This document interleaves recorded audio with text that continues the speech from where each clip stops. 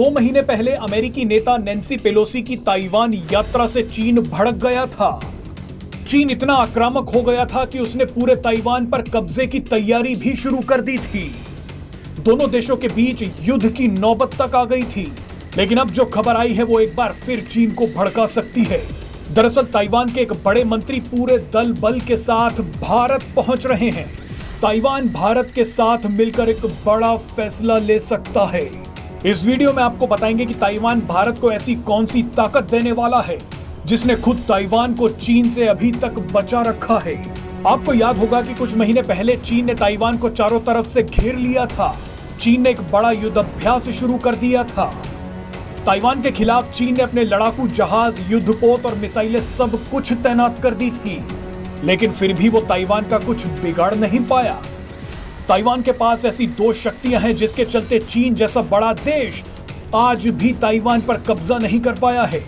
सबसे पहले तो ताइवान के कंधे पर अमेरिका का हाथ है, लेकिन उससे भी बड़ी ताकत जो ताइवान के पास है वो है सेमीकंडक्टर उद्योग। ये ताइवान का एक अहम उद्योग है जिस पर लड़ाकू विमानों से लेकर सोलर पैनल तक और वीडियो गेम से लेकर मेडिकल उपकरण उद्योग निर्भर हैं।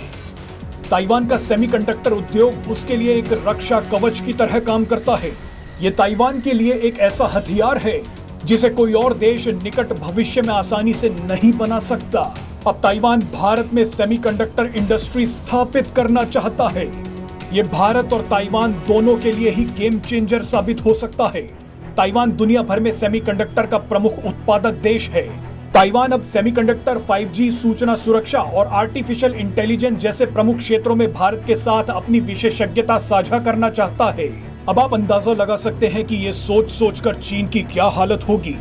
ताइवान का फोकस भारत के साथ फ्री ट्रेड एग्रीमेंट पर भी है। पूर्वी लद्दाख में चीन की हरकतों के बाद सीमा पर बिगड़ते हालातों के मद्देनजर भारत और ताइवान के बीच बढ़ती नजदीकियां काफी महत्वपूर्ण मानी जा रही हैं। चीन भारत आ रहे ताइवान के प्रतिनिधि मंडल से डरा हुआ है।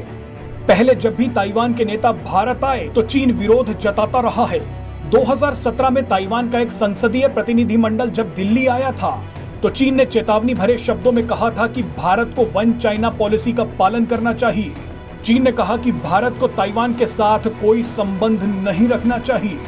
चीन ने यहां तक कह दिया कि भारत ऐसा करके आग से खेल रहा है।